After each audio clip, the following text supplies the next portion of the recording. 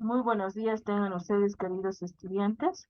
Hoy vamos a dar continuidad a todos nuestros temas en relación a la asignatura Patología Estomatológica. En esta ocasión podremos ver el tema de patología periapical.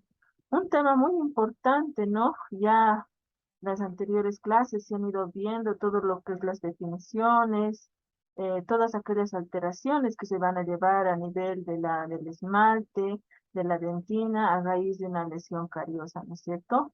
Y a la doctora Pasa también ya ha dado su clasificación de lo que son las patologías a nivel de la pulpa dental.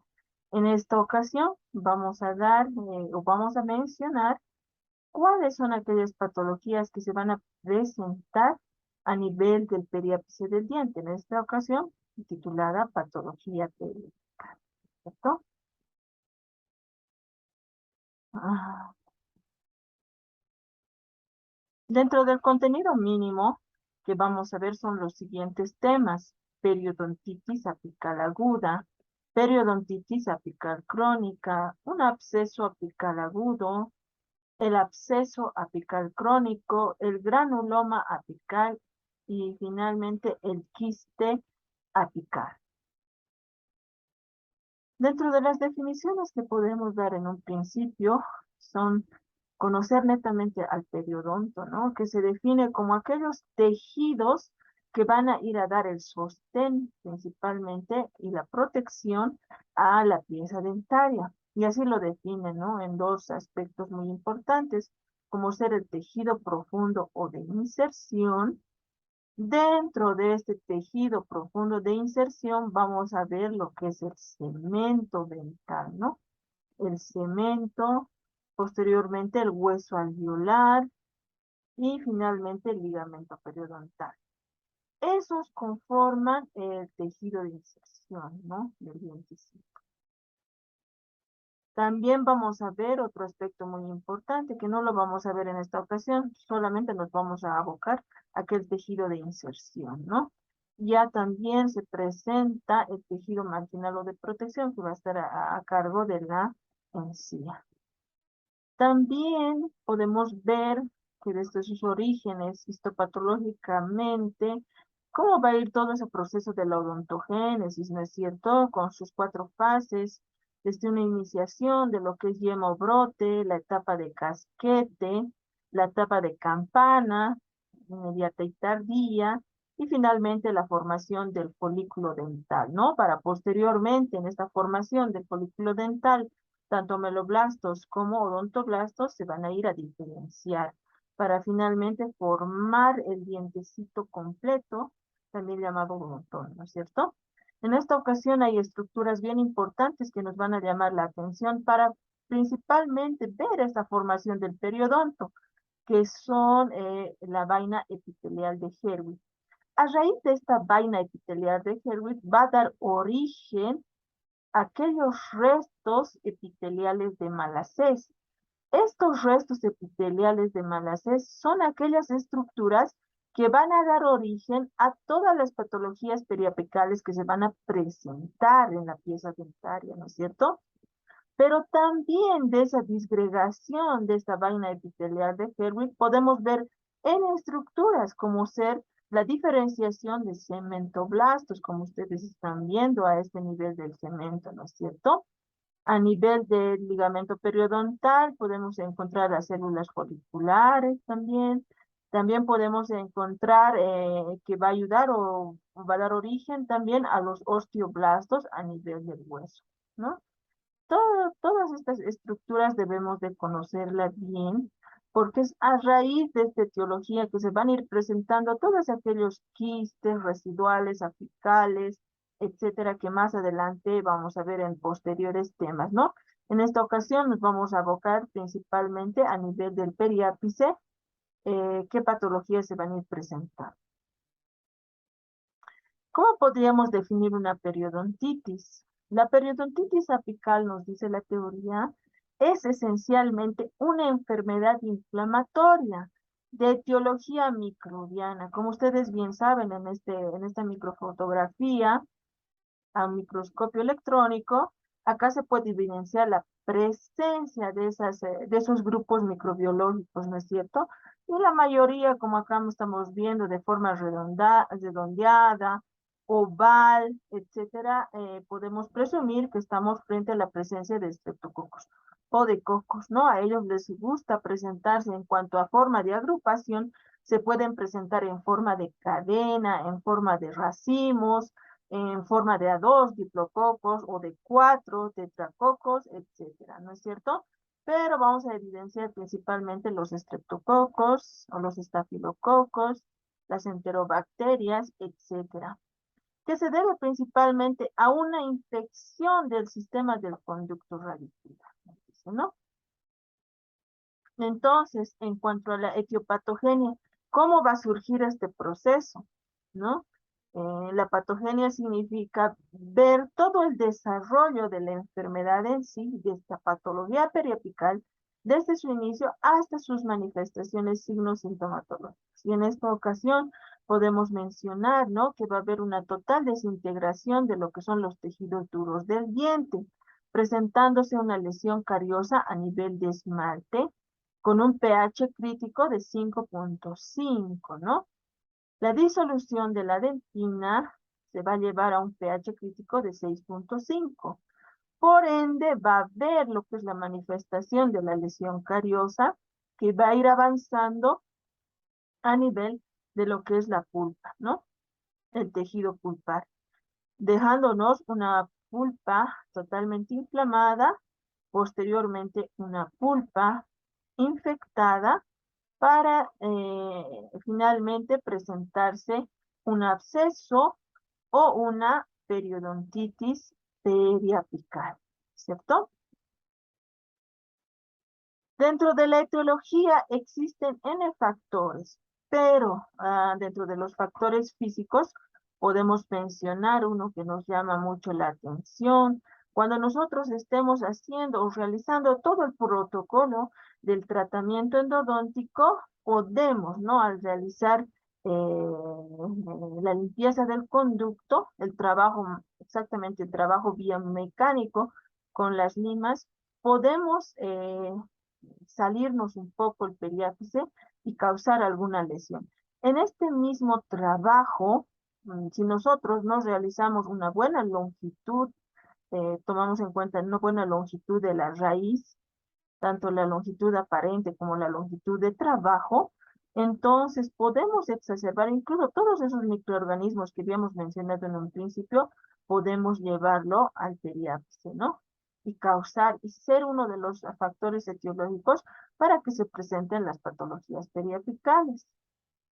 Otro aspecto muy importante son las ortodoncias, ¿no? Los aparatos ortopédicos que ponemos a los dientecitos cuando hacemos ortodoncia, movilizamos los dientes y al tratar de movilizar podemos ejercer mucha fuerza y por ende causar una lesión a nivel del periápice, ¿no es cierto?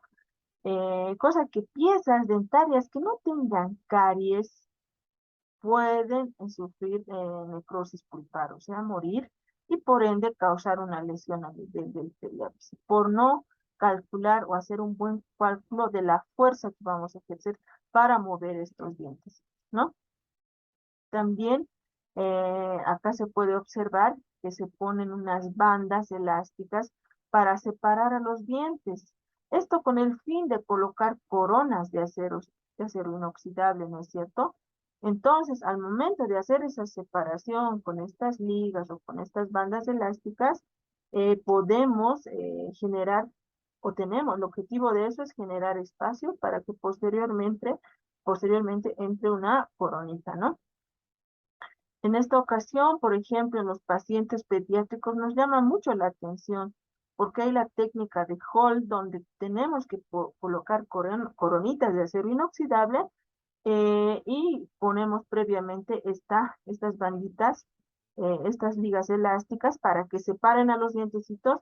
Hacemos mascar a los pacientitos en ese momento chicle y por ende estos creamos un espacio, ¿no?, para poner las coronas de acero inoxidable. Y ustedes se preguntarán, ¿no? Pero ¿no será que será alto? No alterará la dimensión vertical, sí evidentemente altera, pero con el paso de los días todo va dentro de la normalidad, todo se va normalizando, ¿ya? En un principio sí va a surgir una periodontitis apical, una leve molestia, pero con el pasar de los días esto va a ir pasando, ¿no? No necesitamos darle medicación, analgésicos y mucho menos antibióticos. Otro de los factores etiológicos o causantes físicos podrían ser todas estas alteraciones de apiñamiento dental, ¿no? Que a la larga dan una mala oclusión, como ustedes están viendo. También acá podemos mencionar cuando nosotros realizamos una obturación o una restauración, ya sea con resina, ionómero de vidrio, cualquier otro tipo de material. Una vez que terminamos de realizar, debemos pues hacer ocluir al paciente con nuestro papel de articular para fijar qué puntos de oclusión existen. Esos puntos se llaman puntos de contactos prematuros, ¿no? Que estuvieran altos, en otras palabras, ¿sí? Nosotros tenemos que desgastar. Si no haríamos este desgaste y por la premura del tiempo o X razón, el paciente posteriormente va a venir con su queja de que el diente lo siente crecido, que le molesta, que le duele. Entonces podríamos nosotros mismos causar esa iatrogenia, ¿no? Demandar a nuestros pacientes sin hacer el previo ajuste de mordida, ¿no?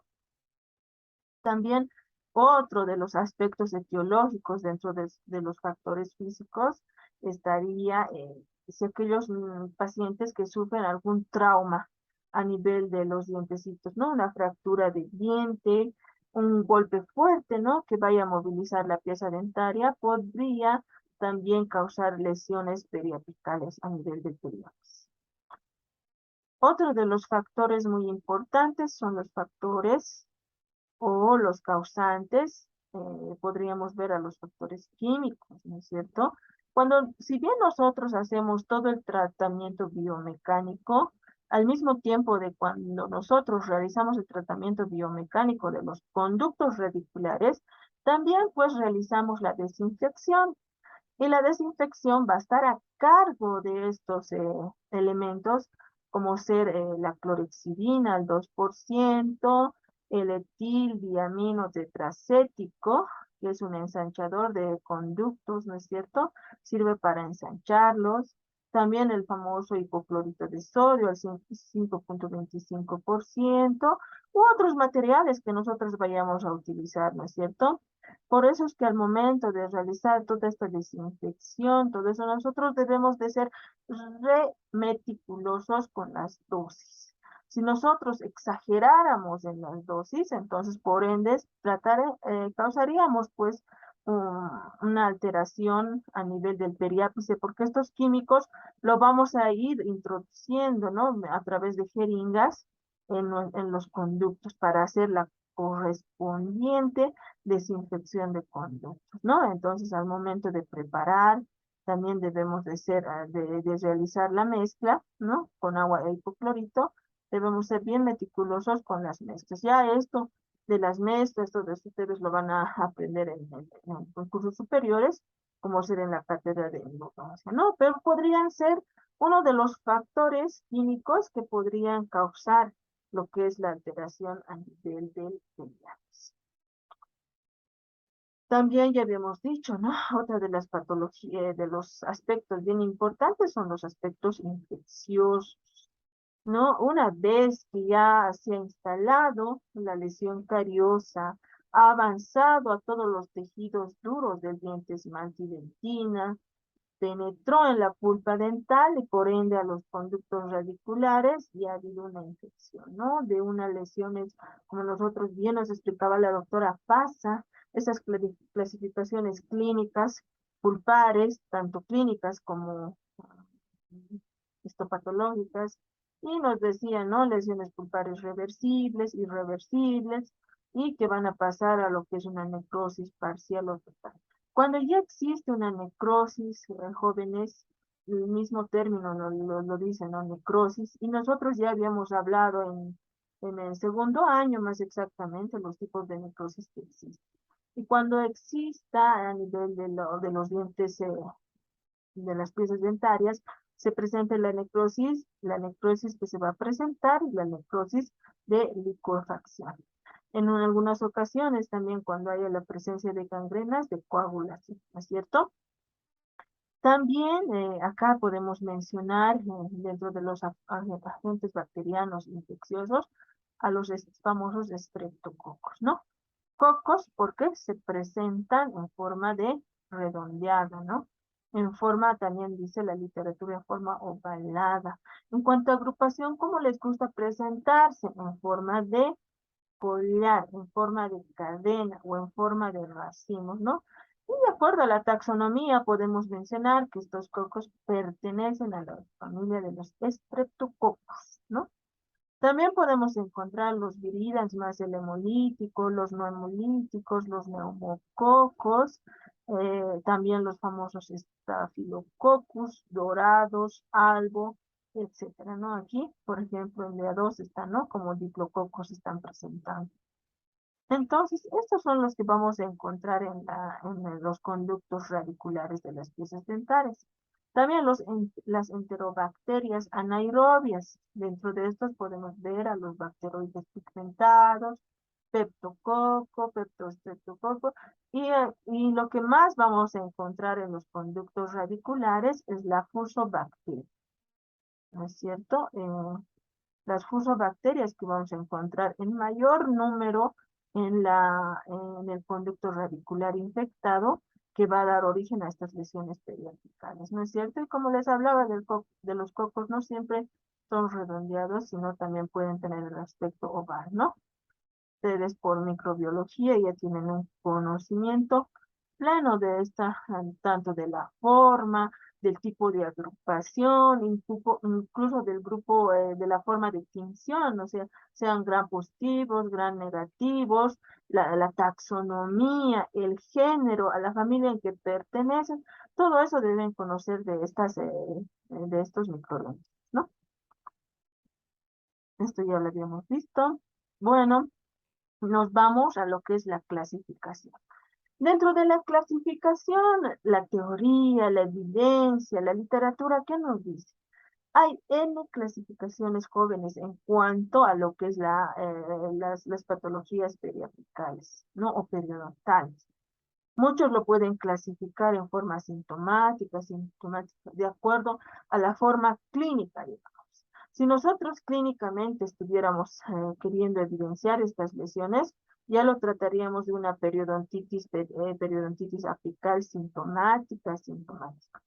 Pero hay N clasificaciones, como les digo, y es esta clasificación que me ha parecido un poco no tan, no tan complicada, sino que sí a ustedes les va a servir en el momento en que ustedes estén en la consulta odontológica y frente al paciente y frente a estas patologías, ¿no es cierto? Entonces la vamos a clasificar en crónicas y agudas. Agudas van a pertenecer la periodontitis apical aguda, ¿no? El absceso apical agudo, esos dos dentro de las agudas. Dentro de las crónicas vamos a ver a la periodontitis apical crónica, al granuloma apical y al quiste periapical o quiste apical. Así lo vamos a clasificar, ¿no? Posterior a esto existen más patologías, pero en cuanto al periodoncio, ¿no? Aquellos tejidos que sostienen el diente, lo vamos a clasificar de esta manera, así de sencilla, en agudas y crónicas. ¿Ya? Dentro, ¿cómo van a hacer el ingreso? ¿Cuál es la vía de ingreso frente a las injurias, frente a las noxias que van a existir? Por eso mencionamos, ¿no? La reacción apical frente a diferentes injurias o vías, ¿no? Dentro de las vías, unos pueden estar, esos microorganismos pueden ir dentro de lo que es el filete radicular, ¿no es cierto? Por una lesión cariosa, aquí habíamos dicho que se va a presentar una alteración a nivel de la pulpa, podría ser una de las vías para el ingreso y para que haya una alteración a nivel del periapsis. Otra de las vías es la vía periodontal, ¿no? y va a entrar por el periodo. Ya, ¿cuándo estaríamos frente a esta vía periodontal? Cuando también el paciente, más que todo en pacientes geriátricos, en los adultos mayores, evidenciemos la presencia de cálculos supragingivales y subgingivales y por ende van a crear esas bolsas, ¿no es cierto? Bolsas periodontales y va a haber una infección. Entonces también sería una vía de ingreso de los microorganismos a nivel directo de lo que es el ligamento periodontal, ¿no? Ahí nos estaríamos viendo esta vía periodontal. También una vía endógena, ¿no? Puede ser directamente del torrente sanguíneo. Aquellos pacientes que sufran alteraciones de enfermedades sistémicas, como ser el VIH-Sida, ¿no? El lupus eritematoso sistémico, los síndromes, varios síndromes que existen, los síndromes de Sjögren, etcétera, ¿no? Todos esos pacientes que van, los pacientes diabéticos, esos diabéticos, pacientes diabéticos tipo 1, tipo 2, insulino dependientes, no dependientes, estos pacientitos sí van a sufrir, pueden traer, pese a que el dientecito no tenga ni una lesión cariosa, no tenga bolsas periodontales, no tenga cálculos supra y subgingivales, pueden ser también que directamente la alteración o la reacción frente, frente a esas injurias vengan por sangre, ¿no? Por vía endógena, perdón, por vía hematógena endógena puede ser, ¿no? Y un dato muy importante que nos llama la atención también es que los pacientes que sufren diabetes, ¿no? Son pacientitos, hay artículos que muestran, ¿no? Que hay una relación, una correlación importante entre pacientes diabéticos que sí o sí van a sufrir alteraciones a nivel del periodonto, una periodontitis, ¿no? Hay estudios que muestran ese nexo importante en pacientes diabéticos. También las vías metastásicas, ¿no? Por metástasis también puede viajar, ¿no? Aquellos pacientes que estén cursando con cánceres, ¿no? Una vez visto ya todo ese preámbulo habíamos hecho, ¿no es cierto? Ya nos metemos de lleno a lo que son los procesos agudos.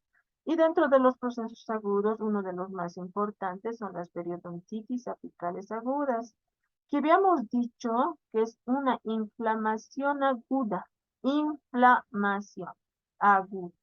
y dolorosa del ligamento periodontal, ¿cierto? Una inflamación aguda y dolorosa del ligamento periodontal, apical y tejidos de sostén. Al decir tejidos de sostén, está diciendo cemento y hueso alveolar, ¿no? Del diente. ¿Como resultado de qué? De una irritación, ¿no?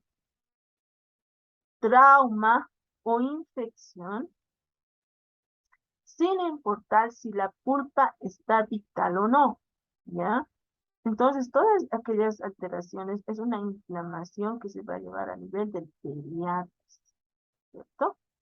Y es dolorosa, es la característica principal que nos menciona, ¿no?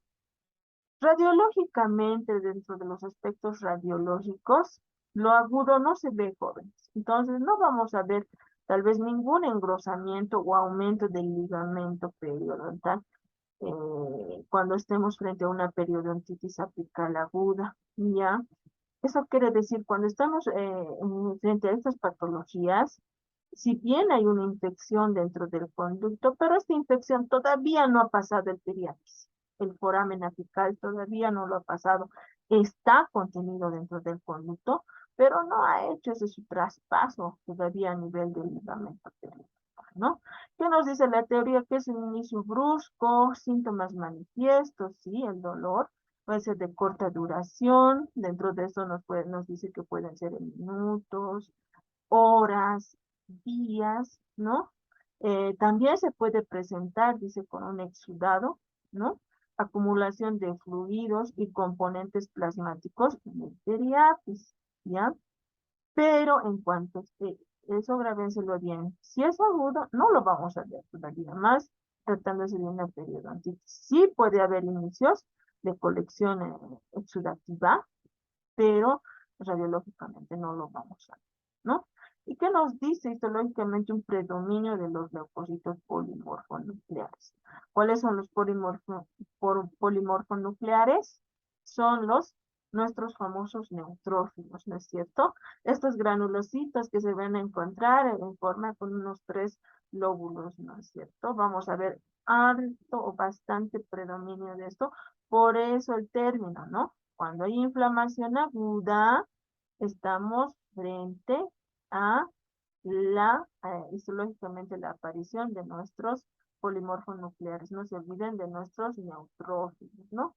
Que van a ser la primera línea de defensa que van a defender y a luchar de forma, ya sea de forma humoral o citotóxica, con los microorganismos, ¿no? Humoral mandando sus mensajes de sus liberaciones, ¿no es cierto? Van a ir a atacar a las bacterias o citotóxico cuerpo a cuerpo van a luchar, ¿no? Cuando se existan estas bacterias que van a penetrar, ¿no? Acá está. Histológicamente, ¿qué va a haber? Congestión de los vasos sanguíneos en la zona, una congestión va a haber, ¿no es cierto? Todos esos trastornos hemodinámicos que habíamos visto ya en segundo año, ¿no es cierto? Una disminución o un aumento de la presión coloidosmótica, etcétera, ¿no? También se va a instaurar el famoso edema, ¿no? Ya habíamos dicho una infiltración, abundante infiltración de neutrófilos. ¿Cómo va a ser la evolución? ¿Cómo se va a presentar? Se va a presentar principalmente con dolor, ¿ya? Eh, como les decía, va a aparecer un diente crecido, aumentado de tamaño. O sea, el paciente lo va a sentir así, ¿no? Una sobreoclusión se agudiza cuando nosotros estamos viendo, cuando nosotros realicemos la inspección, a la percusión va a doler, ¿no? Pero ya el paciente también nos va a decir que cuando come, muerde, le molesta y le duele, ¿no? Y si va pasando poco a poco, el paciente es aquí, ¿no? Donde va a la farmacia, se automedica, toma un analgésico y va pasando así el proceso. Este proceso, si no es tratado en este punto, va a tender a cronificar. Va a pasar de un estado agudo a una periodontitis crónica, ¿no? ¿Qué nos dice? Que también dentro del tratamiento puede ser reparado. Y si nosotros realizamos un buen tratamiento endodóntico, manejamos bien los límites de trabajo, la longitud del diente, eh, dentro de nuestro trabajo de desinfección utilizamos todos los insumos necesarios y no preparamos mal, por ejemplo, el hipoclorito de sodio, entonces vamos a poder darle solución al diente, ¿no es cierto? Pero también, como les había dicho desde un principio, puede haber una leve formación de pus, ¿no? Y puede tornarse doloroso y pulsante, ¿ya? Las causas, van a ser? Un trauma oclusal, como ya habíamos dicho, ¿no? Ya habíamos dicho en un principio los diferentes traumas que se van a presentar, ¿no? Restauraciones fuera del plano oclusal, esas restauraciones, esos puntos de contactos altos, ¿no? El efecto de cuña por cuerpos extraños, justamente cuando nosotros colocamos esas gomitas, esas liguitas de separación, ahí estaríamos causando, ¿no? Ese efecto de cuña, cuerpos extraños, y causando una periodontitis apical aguda, ¿no? O cuando nosotros restauremos lesiones de cariosas proximales, entonces vamos a tener que utilizar nuestras famosas puñitas. Y al momento de empujar y hacer la separación para formar bien la cara mesial o distal, en ese momento también podemos causar periodontitis apical aguda. Ya el paciente nos va a decir, no, doctora, sí me he hecho la restauración, pero después me sigue molestando el diente, lo siento crecido. Entonces nosotros no necesitamos dar analgésicos, escúchenme bien, El proceso va a ceder de calma, al paciente hay que explicarle que ha sido a raíz de esas cunitas que hemos metido para que se separen los dientecitos y por ende nosotros hagamos una buena restauración, ¿no? Explicarle al paciente que dentro de unos días, sí, evidentemente se trata de una periodontitis apical aguda, pero no es a raíz de pus, no es a raíz de la caries, no es de una alteración a nivel de la pulpa, sino es por este cuerpo extraño, la cunita de madera que nosotros hemos ingresado para que haya esa separación y que dentro de unos días el proceso va a ser, no le va a doler más, ¿no? No es necesario que tome analgésico y mucho menos antibiótico, ¿no? Eh, También dentro de las causas, el golpe sobre el diente, ¿no es cierto? Cuando se sufre algún accidente, algún golpe, trauma, etcétera, ¿no? En caso de dientes vitales estaríamos hablando. En caso de dientes no vitales, pueden ser secuela de enfermedades pulpares, como ya hemos dicho, ¿no? La necrosis pulpar parcial o total, tratamientos radiculares, ¿no? La sobreextensión de materiales de obturación, ¿no? Que pasemos el foramen apical, no midamos bien, no hagamos una medida exacta de lo que es la longitud real y aparente del diente, podemos pues realizar una sobreextensión de materiales de obturación. Muchas veces perforación de la raíz, no podemos calcular bien, ¿no? Y nos vamos a otro lado o la sobreinstrumentación de los conductos. Por eso es que nosotros cuando ponemos la anestesia y estamos instrumentando, tenemos que ser bien meticulosos, tanto con la radiografía como con nuestras medidas de longitud y aparente y total del diente, para no justamente causar una sobreinstrumentación y generar esta lesión que va a ser la periodontitis apical aguda. Ahí, si en caso de que fuera un diente no vital y hayamos sobreinstrumentado, hay otras técnicas que a ustedes les van a enseñar cómo podemos tratar localmente, ¿no es cierto? Incluso podemos hacer un uso de corticoides en una mechita de algodón, colocar y esperar unos días, o el famoso hidróxido de calcio también, ¿no? Poner y esperar unos días. Pero hasta aquí al paciente no tenemos que darle analgésicos ni medicar, mucho menos antibióticos, ¿ya? Otra de las patologías que se van a presentar, pero esto también ya lo vamos a ver, ¿no? En el tema de complicaciones inflamatorias en los maxilares.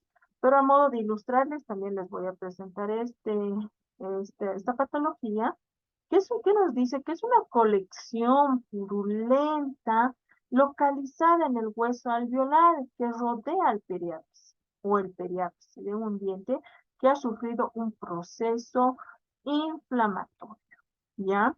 Histológicamente, ¿qué vamos a ver? La presencia de leucocitos, células necróticas, ¿no? De lo que es la necrosis de licuefacción, microorganismos piógenos, porque aquí sí va a haber pus, sudado purulento, un infiltrado de nuestros famosos polimorfonucleares, ¿no es cierto? También va a haber congestión y edema, fíjense ustedes. Y a estos términos ustedes ya lo tienen conocidos de este segundo año, ¿no? ¿Cómo podemos llamar de otra forma? ¿Cuáles son los sinónimos del absceso apical agudo? ¿Cuáles podrían ser los abscesos? A ver, ahorita está grabando. A ver, por favor, está grabando, lo vamos a ver. Ya, entonces damos continuidad, ¿no es cierto? Entonces, dentro de los sinónimos que van a aparecer también es absceso agudo lo podemos llamar, absceso apical agudo, y hasta ahí, absceso dentoalveolar agudo, absceso periapical agudo, absceso radicular agudo. Son los otros nombres que se le puede dar a este absceso apical agudo, ¿no es cierto? Dentro de las causas, definitivamente una invasión bacteriana, como ya habíamos visto en un principio, ¿no? Estreptococos, estafilococos, enterococos, la famosa fusobacteria, los actinomyces, actinomyces meconitas, etcétera. Toda esta invasión que va a ir, ¿no? Que va a haber. Puede haber, también puede ser resultado de traumas, también, ¿no? Una irritación química debido a los químicos que utilizamos, ¿no? Debido a la clorexidina o al hipoclorito de sodio o al ETA, ¿no? El etilenino tetracético, etcétera. Puede causar todas estas, o una irritación netamente mecánica, ¿no? Como puede ser, también puede ser la instalación de o el aspecto de que al decir mecánica puede ser este movimiento brusco que les había dicho que el tratamiento ortodóntico al mover las piezas dentarias podía causar una irritación también mecánica. ¿Cómo se nos va a presentar este absceso apical agudo? Va a haber a nivel del periápice, más exactamente en el tercio superior, medio inferior, en el periápice, el tercio apical, vamos a estar frente a una pulpa necrótica que ya ha venido con una lesión cariosa, una necrosis, ya una necrosis parcial o total, y por ende va a generar pues este exudado purulento que es denominado absceso apical agudo, ¿no? ¿Qué vamos a ver en el absceso apical agudo? Un enrojecimiento de la mucosa periapical, ¿ya? A la palpación periapical va a ser dolorosa, pero no va a existir tumefacción. No va a existir tumefacción. Y muy fácilmente, como aquí estamos viendo, ¿no? ¿No es cierto? Aquí está el foco periapical, nuestro absceso periapical agudo. Esta invasión de espacios medulares, ¿no es cierto?, del hueso y todo eso, va a desencadenar un absceso apical agudo, puede desencadenar un absceso subperióstico, donde va a haber también una pulpa necrótica, secreción purulenta en los espacios medulares del hueso, y este sí va a haber un enrojecimiento también de mucosa periapical, palpación periapical muy dolorosa, acá ya incluso va a haber movimiento de la piecita dentaria, ¿no ves? Una tumefacción periapical dura en el periápice, ¿no? Esos aspectos podríamos diferenciar entre un absceso apical agudo y un absceso superior. Ya, que va a haber en esta no va a haber tumefacción, en esta sí va a haber tumefacción. Acá ya también va a haber un mayor movimiento, ¿no? De los dientes, si es mesial distal o distal palatino, distal lingual. Acá también puede haber en el absceso apical agudo un leve movimiento de los dientecitos. ¿Ya? Eso en cuanto a los procesos agudos. Ahora nos vamos con los procesos crónicos que ya son de más larga data, ¿no? Y en un primer punto están lo que son las periodontitis apicales crónicas. ¿Qué nos dice la evidencia? A ver, que es una inflamación crónica que va a presentar principalmente destrucción del periodonto apical. ¿Eso qué quiere decir? Que va a haber una destrucción tanto del nivel de cemento, del ligamento y del hueso alveolar, ¿no? Se caracteriza por presentar un área radiolúcida, ¿no? Perirradicular, generalmente con síntomas clínicos leves. La diferencia con el otro, con la periodontitis apical crónica, con la periodontitis apical aguda, es que este ya va a haber un mayor aumento en cuanto al ligamento periodontal, nos está diciendo, ¿no? Un daño a nivel del hueso y del cemento del dientecito. También, si nosotros vemos a nivel de huesito, va a haber esa osteólisis, ¿no? Esa lisis de hueso. Pero no va a haber, una característica bien importante, que no va a haber corticalización a este nivel. No es un tanto difuso, si nosotros estamos viendo, no está todo radiolúcido, ¿no? Hay áreas radiopacas, como en red, si ustedes lo están viendo. Esa es su característica principal de esta periodontitis apical crónica. Histológicamente, como se va a ver, este proceso se caracteriza por una gran concentración. ¿De qué? De macrófagos, ¿no? Ya una vez instalándose, porque después de una periodontitis aguda, viene una periodontitis apical crónica, ¿no? Y al haber esa injuria, todo eso, ¿qué van a ver y qué se van a presentar? Como ya hemos dicho, ¿no? También la presencia de pus puede haber. Entonces, los macrófagos, ¿quiénes son? Los que van a salir. En el torrente sanguíneo están en forma de monocitos, pero cuando ya salen al medio, al tejido conectivo, ¿no? Ya defender, estos macrófagos, su función principal es de fagocitar, ¿no? Son los fagocitadores macro, grandes, o sea que son un tamaño grande, pero también que son por excelencia fagocitadores, ¿no?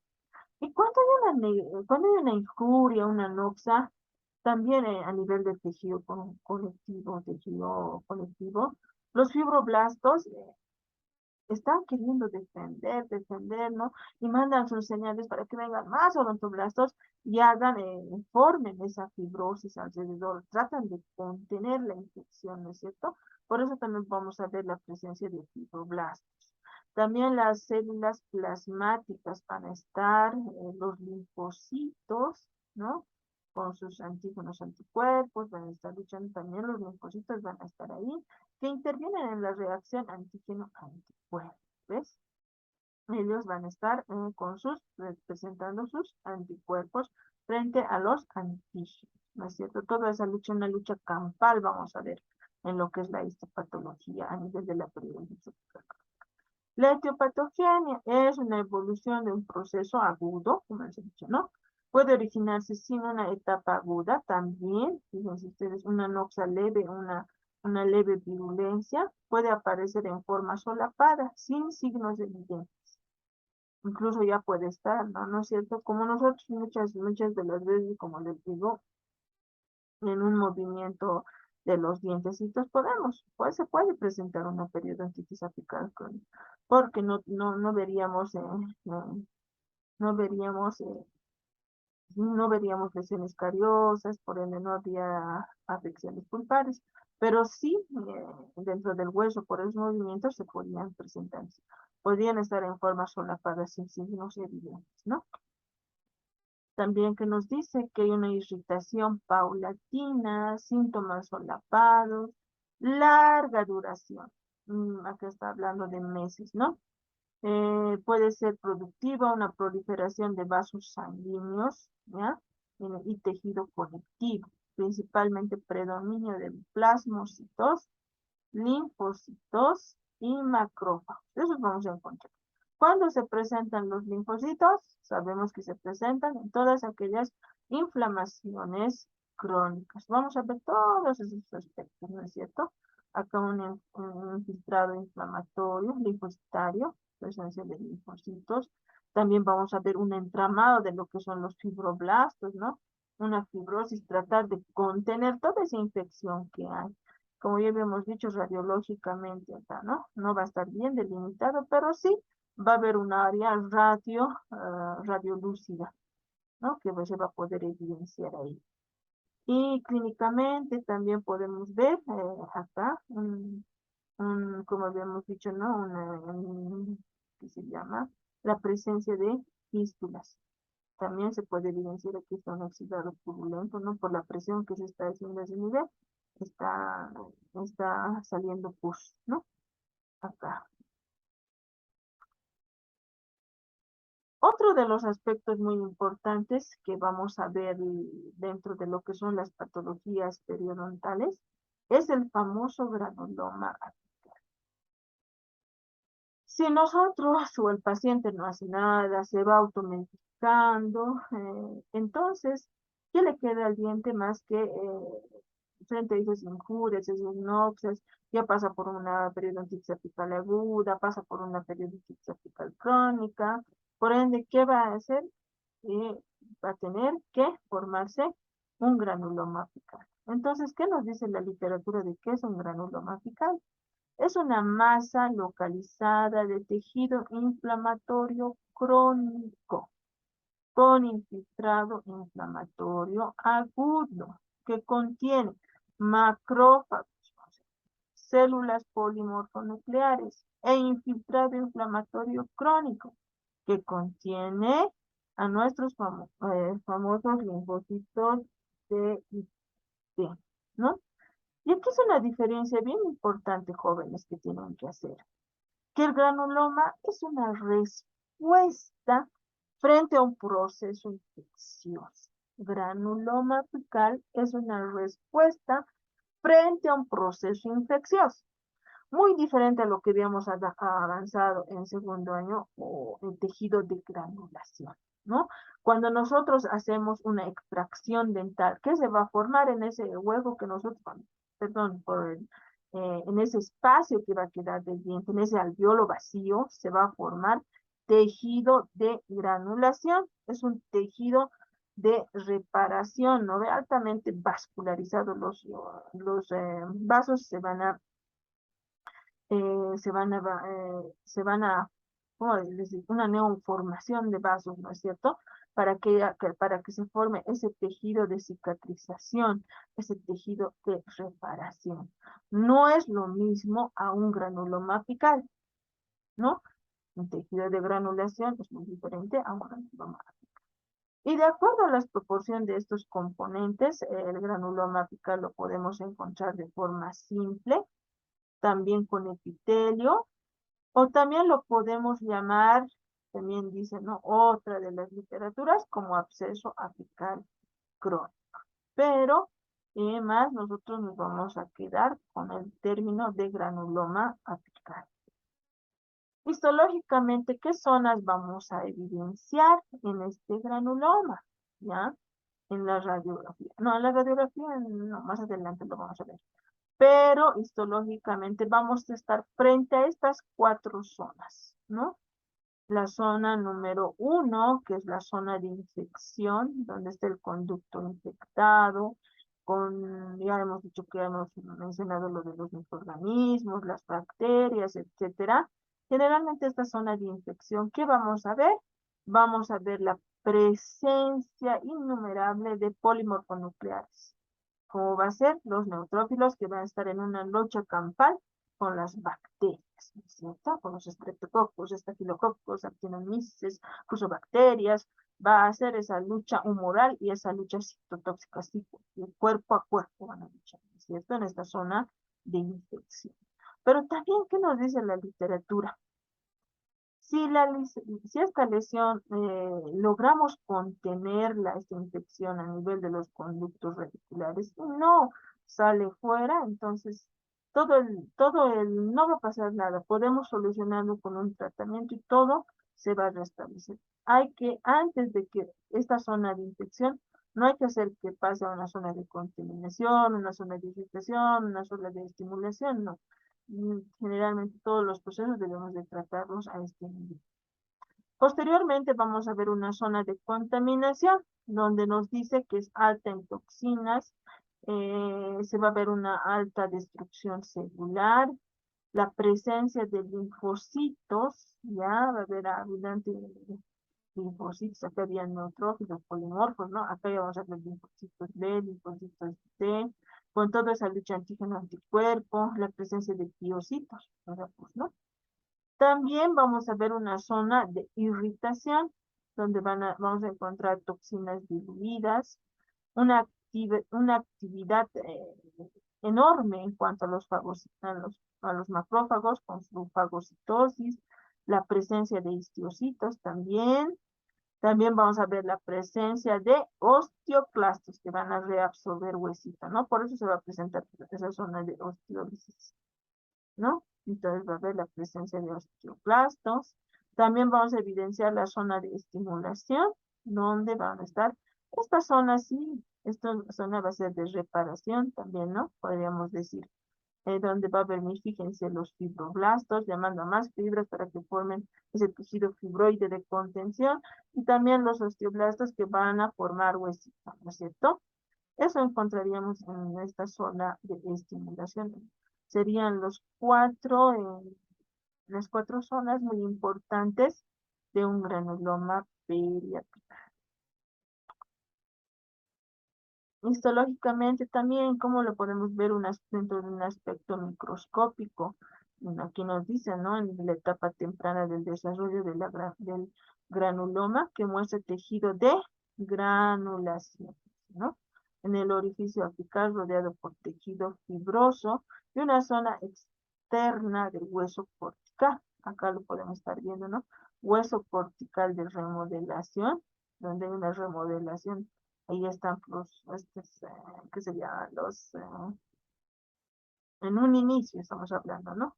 Pues remodelación osteoblastos, osteoclastos, incluso también la presencia de osteocitos, también tal vez podemos ver ese tejido fibroso, como acá les digo, ¿no? Cuando hay una infección, una irritación, ¿qué hacen los fibroblastos? Llaman a otros fibroblastos y les mencionan que hacen que hayan, mediante sus mensajes, hacen que se formen más fibroblastos, hacen formar más fibras y por ende va circunscribiendo, quiere circunscribir, quiere hacer un alto, ¿no? A lo que está avanzando la infección. También aquí vamos a presentar el tejido de granulación, este área central va a ver granulación y aquí está el vértice de la raíz, ¿no?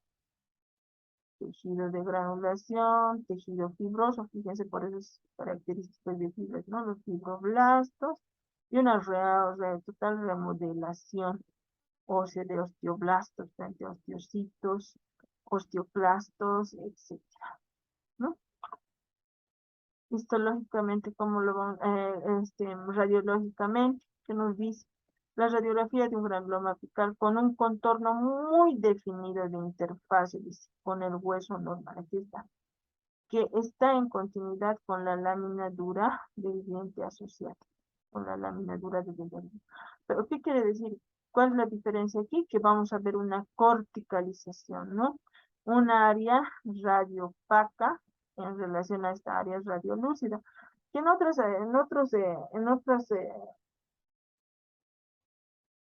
otros conceptos decían que si si vamos midiendo, mide un centímetro, menos de un centímetro estaríamos frente a un granuloma, y si midiera más de un centímetro estaríamos frente a otra patología periapical, ¿no es cierto? A un quiste, por ejemplo.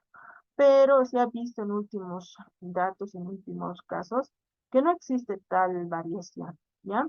Incluso aquí podríamos estar frente a un quiste, ¿no? Y más grande, si esto fuera más de un centímetro, podríamos estar frente a un granuloma periapical. ¿Quién lo va a dar la última palabra? Es el patólogo, ¿no? Haciendo un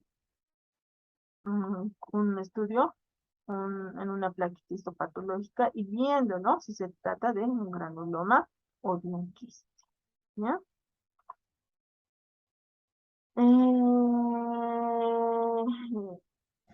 El tratamiento, como ya habíamos dicho, por ejemplo, del granuloma apical, es un tratamiento endodóntico, ¿no? Un tratamiento endodóntico que ya el endodoncista, ya ustedes en cursos superiores lo van a ir aprendiendo, ¿no? Paso a paso, todos los protocolos que deben hacer. Y una vez realizado el tratamiento endodóntico, se podría realizar el corte de este nivel, ¿no? Y la eliminación. Ese tratamiento se llama también la apicectomía. Ustedes también ya lo van a conocer. Es un modo de tratamiento que se puede realizar de lo más Ahora veremos lo que es el absceso apical crónico, ¿ya? ¿Qué nos dice la literatura? Que es una colección purulenta dentro del granuloma como consecuencia de un proceso de reagudización, ¿no? Eh, este absceso se puede presentar como consecuencia de un proceso, o sea, el proceso de granuloma se puede reagudizar y presentarse como un absceso apical crónico, ¿ya? Dentro de sus sinonimias nos dice que también puede ser llamado granuloma apical abscesado, periodontitis apical supurativa, absceso periapical crónico, absceso alveolar crónico, absceso dentoalveolar crónico. ¿Ya? Estos son los famosos restos radiculares. Cuando ustedes estén viendo resto radicular, ustedes no pueden pues dar un diagnóstico de resto radicular. Ustedes tienen que mencionar, cuando ustedes estén haciendo a detalle la historia clínica, absceso dentoalveolar crónico o absceso apical crónico. Así se los denomina a los restos radiculares. No se olviden. Ni un estudiante de posgrado sabe esto. Entonces, recuerden bien que los restos radiculares son sinónimos de abscesos dentoalveolares crónicos, absceso alveolar crónico, absceso periapical crónico, como ustedes quieran llamarlo, dentro de las sinónimos, ¿no? Aquí está nuestro absceso apical crónico, ya instaurado, fíjense, con un mayor aumento de volumen, ¿ya? ¿Y qué puede hacer? ¿Cuál es lo que generalmente este, este absceso va a hacer? Esa colección purulenta va a buscar una vía de drenaje que es la famosa fístula, ¿no? La fístula que va a atravesar el hueso alveolar, va a atravesar el periósteo y por ende la mucosa oral, ¿no? Aquí ya vamos a ver, como estábamos viendo en las imágenes, la presencia de estomas, ¿no? Ya en lo que es en el tema de complicaciones inflamatorias, veremos cuál es la diferencia entre estomas, párulis, todo eso, ¿no? Pero aquí ya se va a presentar clínicamente así, con estos aumentos de volumen. Estos estomas, donde ya van a filtrar, ¿no? Ese trayecto fistuloso va a haber pus en esos trayectos y se va a filtrar a través de, una vez que sale del periósteo, la mucosa, hacia el medio exterior de la cavidad oral. Así lo vamos a ver, ¿no? Un absceso apical crónico, ¿ya? Y finalmente, también en un tema posterior lo vamos a ver este tema, es el quiste periapical o quiste apical. ¿Qué es un quiste? Es una cavidad patológica rodeada de epitelio, la cual puede contener material semisólido, líquido y restos celulares, ¿no? Eso es, fíjense aquí, en una vista, en esta fotografía, en una vista macroscópica que podríamos ver, ¿no? Esta cavidad patológica. Esa es la definición de quiste periapical. Pero, ¿qué elementos vamos a contener dentro de este quiste, de esta cavidad patológica? ¿Cuáles son los elementos? Van a estar rodeados por una pared de tejido conectivo, ¿ya? Posteriormente viene un revestimiento epitelial, esta parte rojita que ustedes están viendo, y la luz o contenido que va a haber, ¿no? Estas tres partes van a formar los elementos de un quiste, ¿ya? Una vez más, el pared de tejido conectivo, no se olviden, luz y contenido y el famoso revestimiento epitelial. Histológicamente, ¿cómo lo vamos a ver? Aquí está el luz o contenido, nuestro pared de tejido conectivo, donde van a estar los fibroblastos, ¿no es cierto? Y nuestro epitelio, que está más teñidito, ¿no es cierto? Ese es el epitelio. Así se va a ver histológicamente con estos componentes. La luz o contenido puede ser sólido, semisólido, dijo, ¿no? Se dice en la literatura, pared de tejido conectivo y el epitelio, ¿no? Eh, los quistes, los quistes periapicales son quistes odontogénicos que derivan de la proliferación de los restos epiteliales de mal, llamados inflamatorios porque se desarrollan a partir de un granuloma preexistente. Entonces, ¿qué quiere decir? Si nosotros no tratamos al granuloma, ¿no es cierto? ¿En qué va a terminar? En quiste periapical. Y como ustedes desde un principio les había dicho, ¿no ve? Que a consecuencia de qué va a dar, se va a formar a raíz de estos restos epiteliales de Malassez que habían sido, desde, que habían sido disgregados, se habían separado, se habían fragmentado ¿de qué? De la vaina epitelial de Fermi. Son restos de la vaina epitelial de Fermi que van a dar origen a quiste periapical, ¿no? Y como aquí estamos viendo, ¿no? A ver, quiste periapical, un aspecto microscópico del revestimiento quístico en desarrollo a partir de los restos de Malassez, en proliferación estimulados por una inflamación crónica del granuloma periapical preexistente o precedente, ¿no? Que es la proliferación epitelial, el espacio quístico y la desintegración epitelial, ¿no? Que se está llevando a cabo. Se está formando todo lo que les había mostrado hace un principio, ¿no? Y también ya en la formación del quiste, acá está, podemos ver la luz del quiste, la luz, ¿no? La luz del quiste, este revestimiento epitelial, ¿no? El revestimiento epitelial, y ahí se va a evidenciar la presencia de quienes, de los macrófagos, ¿no? Estos fagocitadores por excelencia se va a presentar.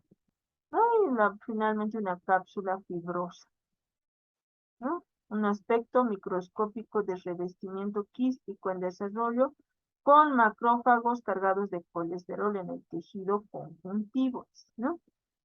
Y en la luz del quiste. Revestimiento epitelial plano estratificado maduro y cápsula de tejido con el conjuntivo fibroso con un infiltrado difuso de linfocitos y células plasmáticas que rodean la luz central. Linfocitos también se va a ver aquí, ¿no? Esos puntitos. Linfocitos, ¿no? ¿No? Esa es la estructura básicamente de un quiste periapical. Radiológicamente, ¿cómo lo vamos a ver?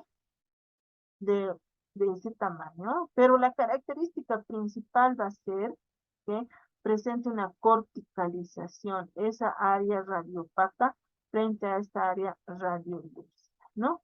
Que nos dice que la radiografía de una pequeña lesión que rodea el vértice de la raíz de un incisivo lateral con una clara línea de demarcación, dice, que separa la lesión del hueso circundante y que separa la lesión del hueso, perdón, del hueso circundante. También en la B, fíjense el tamaño. En una radiografía panorámica o la ortopantomografía de la parte anterior de la mandíbula que contiene una lesión unilocular, que quiere decir de un solo lóculo, más o menos unito, ¿no? Grande, dotada de cápsula que afecta al borde inferior de la mandíbula. También los quistes se pueden presentar de este tamaño. No siempre van a ser minúsculos o pequeños, sino también se pueden presentar de este tamaño, ¿no? Ahí les dejo la bibliografía de donde se ha sacado esta teoría. Tengan muchísimas gracias, jóvenes y señoritas, por la atención prestada. Ya nos veremos en otra ocasión en los próximos temas, ¿no es cierto? Muchísimas gracias.